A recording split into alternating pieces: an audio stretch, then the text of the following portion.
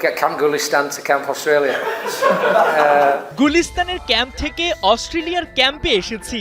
Asian কাপে বাংলাদেশের প্রথম ম্যাচের আগে পিটার বাটলারের সে কি রসিকতা, প্রেস কনফারেন্সে হাসির রোল, প্রস্তুতির ইস্যুতে মনে কোনো রাগ ক্ষোভ পুষে রাখেননি বলেই ঠাট্টা করে উড়িয়ে দিয়েছেন ইংলিশম্যান। তবে বাস্তবতা বলছে হতাশার সুরই বাড়ছে তার।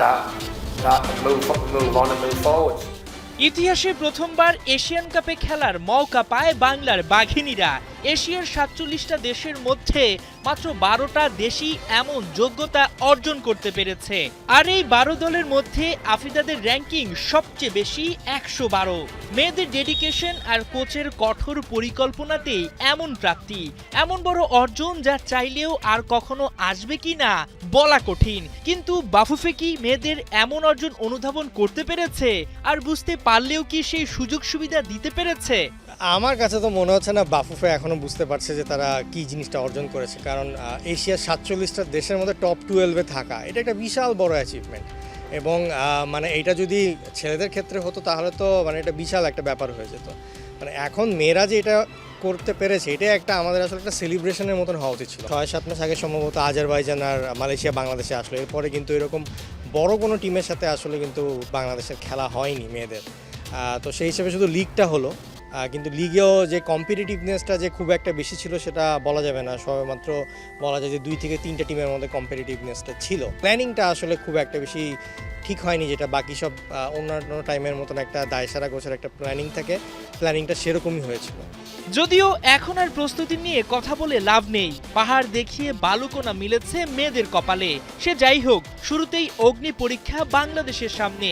এশিয়ান কাপে 15 বার অংশ নিয়ে 9 বারই চ্যাম্পিয়ন চায়না। ফিফা র্যাঙ্কিংয়ে যারা বাংলাদেশের চাইতে 95 ধাপ এগিয়ে। প্রথমবার অংশ নেওয়া বাঘিনীরা হয়তো র্যাঙ্কিং শক্তি সামর্থ্যে পিছিয়ে, তবে নিজেদের একেবারেই দুর্বল ভাবছেন না তারা। না, আমাদের আসলে প্রেশার নাই, কারণ আমরা দেশের জন্য খেলতে আসি, দেশের মানুষের প্রত্যাশা থাকবেই। আমরা দেশকে রিপ্রেজেন্ট করি, তো আমাদের প্রেশার নাই। We'll win, lose or draw the way I want us to play. We won't be parking buses and things like that. 12 দলের মধ্যে বাকিদের তুলনায় মেয়েরা অতল সাগরেই। তবে এই সাগর সেচেই তো ওরা তুলে আনতে পারে মুক্ত। টুর্নামেন্টে হয়তো ভালো ফল আসবে না, তবে একটু বুঝে শুনে পা বাড়ালেই বিশ্বকাপে উতরে যাওয়া কি খুব কঠিন? অনেক হার্ড, বাট টুর্নামেন্ট শুরুর আগে আসলে যতগুলো টিম আছে সবাইকে এর সম্ভাবনার মধ্যে রাখতে হবে। এই জন্য বাংলাদেশকেও এই সম্ভাবনার মধ্যে রাখতে হবে।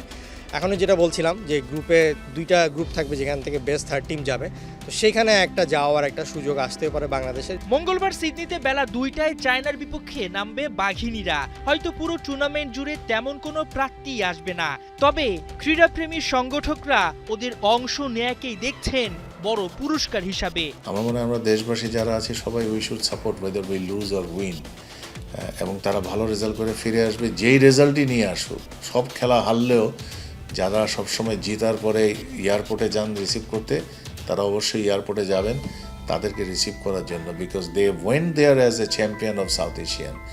তারা কিন্তু এখানে ভালো খেলে গেছেন, এই সম্মানটুকু তাদের প্রাপ্য, এবং এতটুকু সাপোর্ট আমাদের তরফ থেকে সবাইকে দেওয়া, এবং আমি তাদের মঙ্গল কামনা, হাসান সজীব, 71, অবশ্যই সাফল্য কামনা করছি।